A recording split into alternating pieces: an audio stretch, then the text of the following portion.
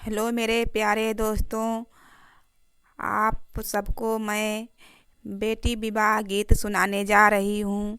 और आप सभी मेरे चैनल को सपोर्ट करिए और मेरे चैनल को सब्सक्राइब करिए और अपना प्यार सारा आशीर्वाद दीजिए।